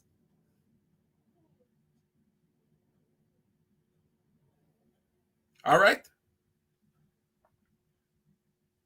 So, listen, I don't know what else people can ask for in a leader. He did not rip off the Guyanese people for money that he can tell you to come and I'm going to pay you $50,000 to come to this rally. So to all those people who would have attended all those PNCR rallies, amongst other things that they were holding leading up to elections, and even now, all the people that stand in the party, I say respect and manners and kudos to you because you're standing up for what's right. You're not standing up for something because you're going to get something financially to put in your pocket. You're standing for real morals and values. And I encourage you to do so. Because your reward is coming. Trust me, this is not going to go down like this. Your reward is coming. You're not going to end up with nothing. I promise you that. Your reward is coming. The international community seems to be somewhat in bed with this government. Ladies and gentlemen, we can be in bed together tonight, and then by tomorrow morning, we out of bed. Right? You guys fully well know that. With the United States of America, there's no friends, there's working relationships. When the relationship ends, it ends. There's no friendship. All right? No friendship. We just got to put our not hold hands. This in a case for us to hold hands. We got to lock arms. It got to be stronger than holding hands. We got to lock arms and we got to charge. Yes, Egerton. Of course, people-centric, people-centered principles. Of course, Egerton. That's what it was all about. People-centered principles. So, however, you get what you vote for. Wherever you get in now, 150-acre farm with animals living in AC, and you guys can't even get light in your homes. Government investing in bottled water, and you guys can't even get proper. Look, I'm not saying that the government cannot invest in bottled water, but get your GWI infrastructure up and running where people start getting like 5 different colors of water through their taps. Get that up and running, invest in that first. And then you could come back to say you investing in bottled drinking water. Because how much bottle of drinking water I gotta buy to bathe my skin? Because the water coming through the tap is not good enough to bathe anybody. I go to Guyana and I'm going and get a shower. I don't want the water to be brown. If I wanted to bathe in brown water, I'll go and find one of them clean canals and plunge in. That shouldn't be coming through my tap. But like the people them said, and I quote them, 5 more years upon them. 5 more years of poverty and punishment upon y'all. You don't see? If an Ali could go and those African women could run and hug up home a beautiful president. Yes, beautiful, 60% in poverty, 35% abject poverty. That's what's beautiful. That's what's beautiful. And you get an opportunity to run and hug up, and this is what you're going to do. Run and hug up. Please, man. Please, like I said before, they're despicable. And I'm not moving from that. Run and hug up a president because he promised you going to give you a house lot. He shouldn't be giving you a house lot. He should be giving every Guyanese a house lot. And as I sit here this evening, I would tell Guyanese, look, man, you're not getting housing and doing nothing for you. Go squat. Go and squat. We're the fastest growing economy. You should not be online with thousands of people waiting for a piece of land. Let's invest in clearing away lands and giving people their lots. People on there for decades.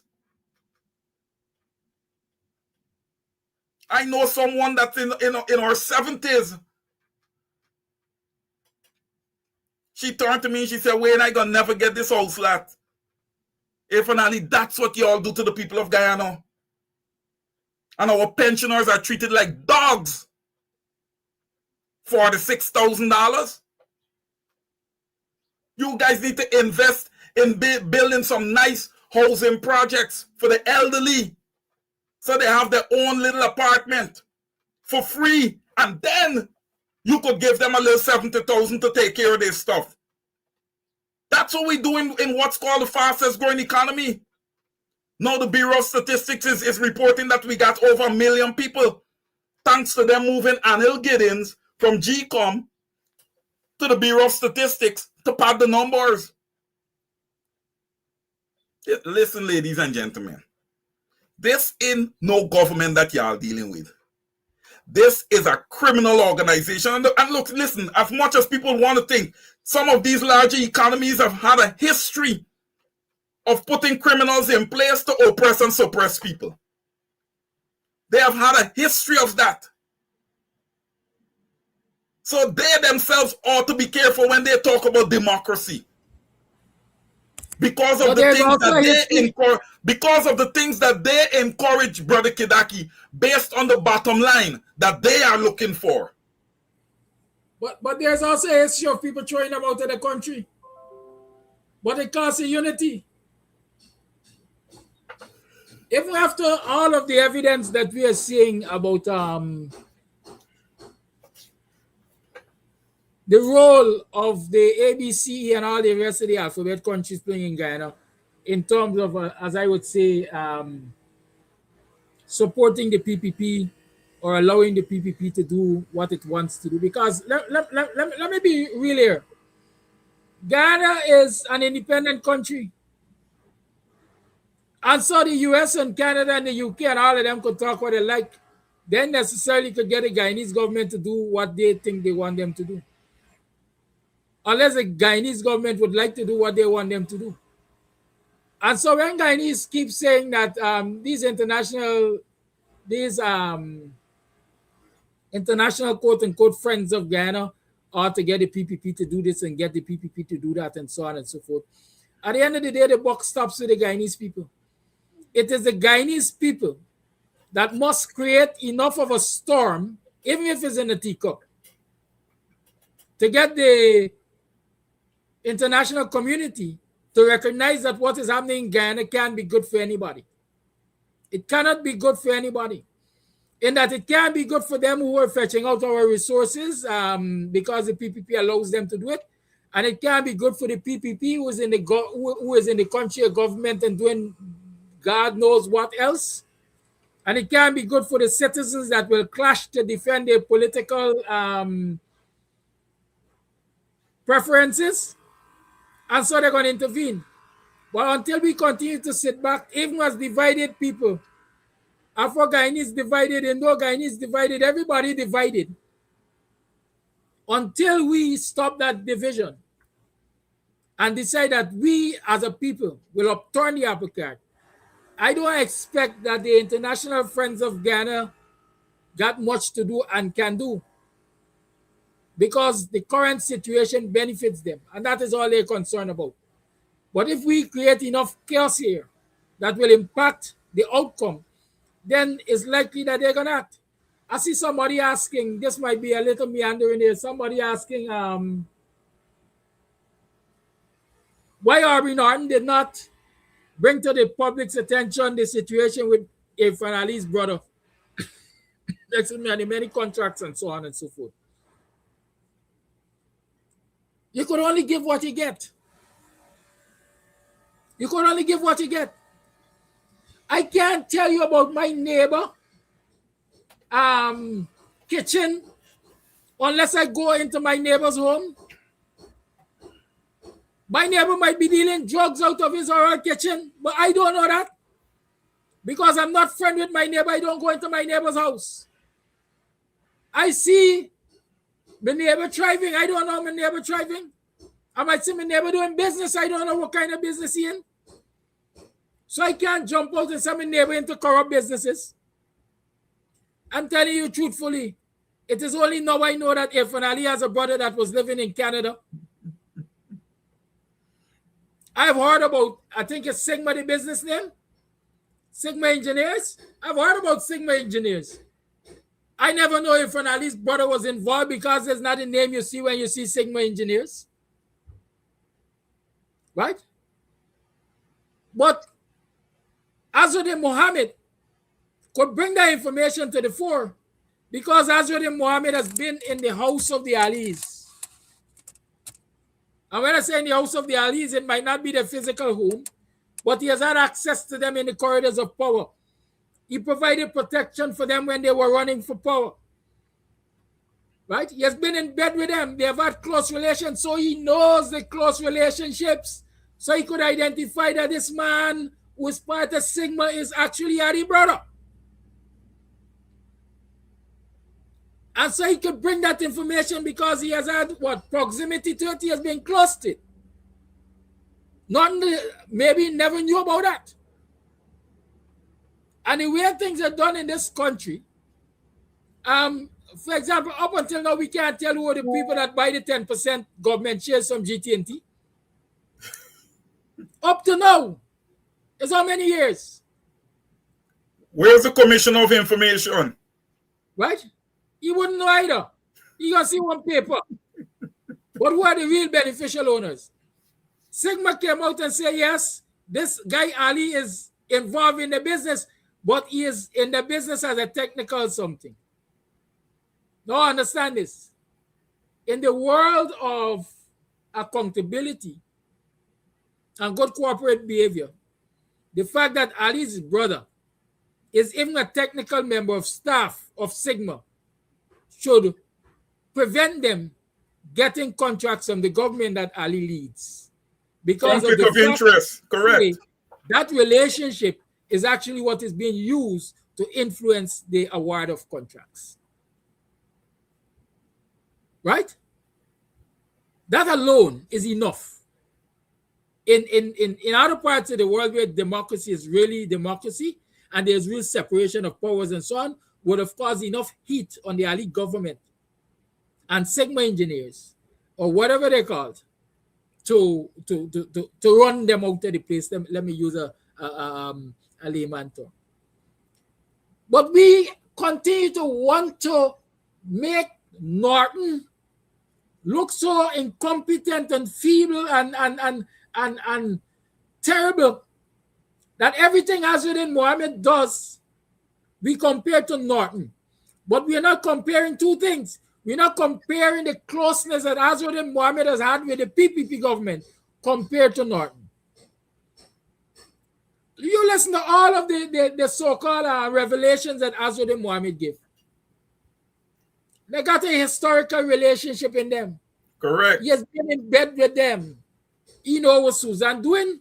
Because obviously, you know, Edgel, for example, used to turn up at their gate on a particular date every month to collect X amount of money while he was a opposition member of parliament.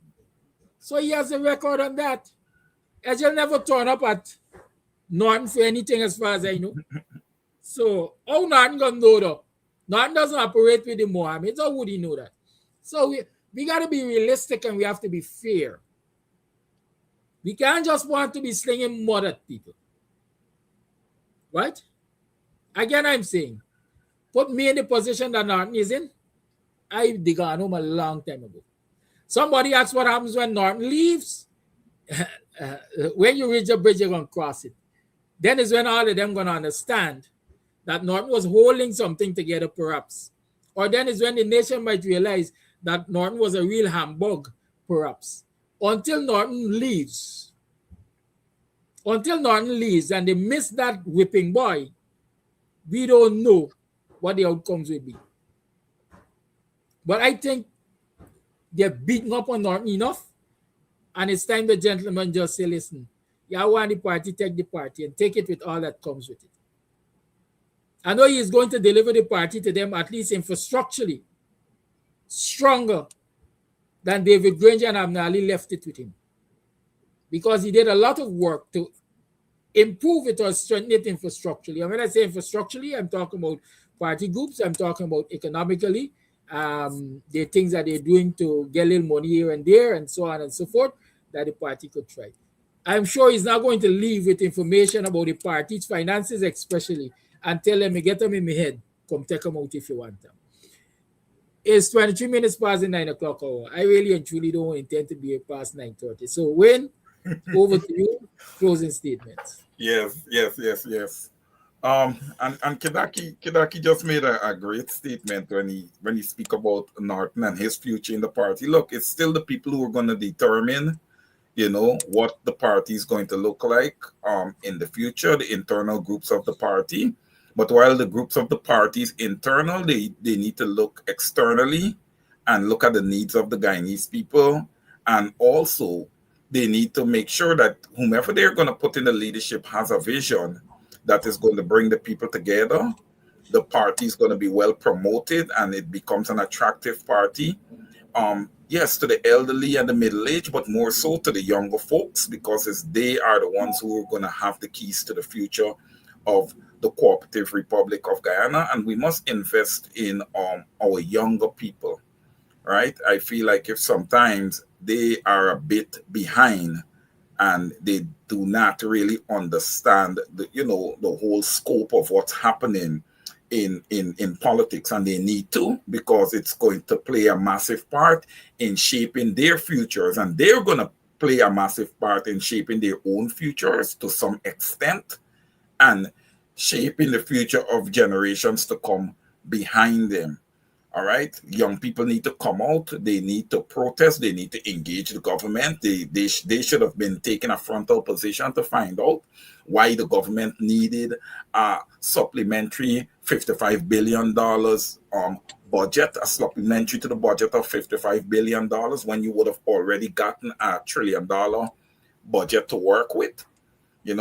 These are things that the younger folks, the UG students, the high school students, yes, they need to start learning. They need to start having strong courses also in political science in high school, so that these children understand politics to some extent and understand that they have a role to play.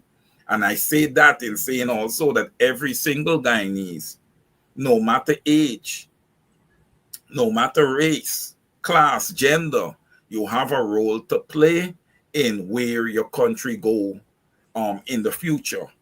And Guyana is called a representational democracy. Ladies and gentlemen, to be honest with you, I don't see that right now. We're not even close to that.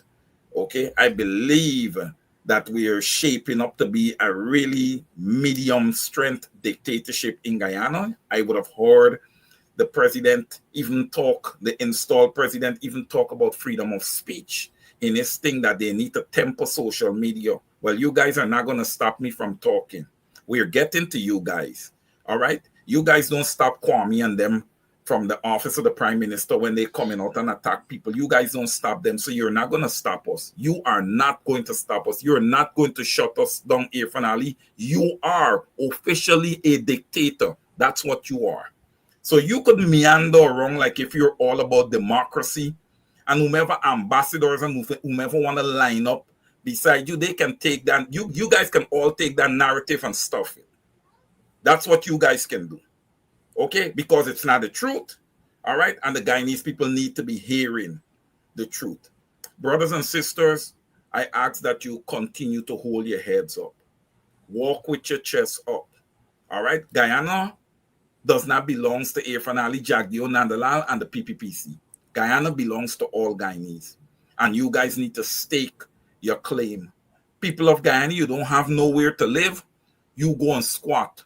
You don't go and wait for no housing to tell you anything. Just don't build up these big, beautiful structures. If you got to squat, you squat. Your nation is the fastest growing economy in the world. All right? And there is no trickle-down effect for you. All right? You deserve to get. You live on that landmass. That landmass equally belongs to you. All right? Squat. Do what you have to do. All right? Brother Kidaki, thank you for having me this morning. To all the listeners and viewers, I love you guys. You guys have a good remainder of the week. You can always feel free to join me on Over to You Saturdays and Sundays on Bench Up Radio 107.1 FM.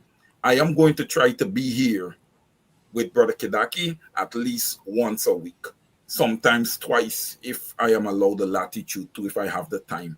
But I love being here with you guys. Thank you so much, Egerton. Thank you. I want to say this. I respect Comrade Norton as a leader. I don't believe that the party is in a position right now to see him go. Again, my opinion, I have a right to that. I do have a right to that. Behind him needs to be strong leadership to the extent he is leaving, because he can still be asked to stay on. All right, needs to be strong leadership, because let me tell you something, if there's not strong leadership, party done. Party done. Like Kidaki has already said, the PPP has the finances, WIN has the finances. Thank you for coming and spending time with us, Wayne. I want to leave the program with this very short statement. And the statement is this. When they had the jailbreak, and all the criminality taking place in this country in the early 2000s, 2002, 2000, thereabout, you know what brought an end to it? The Americans were sitting there all the time. The Canadians, the Brits, all of them, they were right there, you know. And they were not pressuring the Guyana government to do anything about it. You know what brought an end to it? When the American diplomat, I think his name is Lesniak, was kidnapped. Once Lesniak was kidnapped, or let me say the American diplomat was kidnapped from the Lusignan Golf Course, all hell broke loose. All hell broke loose. And in short order, all the chaos that existed in the land of Guyana, all the criminality that was supported by the government and fueled by the government and drug lords and all of that, came to an end quickly. It came to an end quickly because an American was made uncomfortable. The American people were made uncomfortable. An international friend of Guyana was made uncomfortable. And so the government was made to fix this situation before it got worse. I ain't saying going to kidnap nobody. I ain't saying going to kill nobody. I am simply saying if you take to the streets in large enough numbers and supplies can reach ExxonMobil, barges, or wherever they got to the FPSOs, and the Brits can export what it is export from Guyana, and the Chinese and Canadians can do what they do they normally do in Guyana, they're going to want it fixed. Ultimately, the solution to Guyana's problem lies in Guyana with the citizens of Guyana. The solution to Black people problem lies among Black people and how they deal with the issues in this country as a united group. You all have a great day. Goodbye. Much love. Like I say, tough love is love.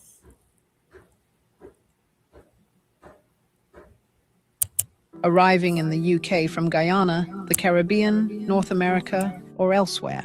Start your journey with ease and comfort by choosing first-class travel service, one of UK's leading providers of premium airport transfers. Enjoy a smooth, stress-free arrival by booking your comfortable and reliable airport taxi before you arrive. With affordable rates and exceptional service, we cover all major UK airports, including Heathrow, Gatwick, Manchester, Birmingham, and many more. Wherever you land, we guarantee a seamless door-to-door experience to and from any UK airport. For your peace of mind, all our drivers are fully DBS checked and cleared, ensuring a safe and trustworthy service from the moment you arrive. Our friendly staff will meet and greet you in the airport arrival hall, assist with your luggage, and escort you to one of our luxurious vehicles. So wait no longer. We're ready to look after you from the moment you arrive in the UK. You can contact us via email info@firstclasstravelservice.co.uk, office phone +4 4195 2287 176, WhatsApp +4 479 136 0576 5 or +4 479 009 50171, or simply fill in our request, a quote form, at www.firstclasstravelservice.co.uk. Travel with confidence. Travel first class. Planning a party? Worry no more. We have all the supplies you need. At EC Party Rentals, we have folding chairs, folding tables, square tables, round tables, long tables, short tables, big tables. We have chairs, red chairs, gold chairs, white chairs.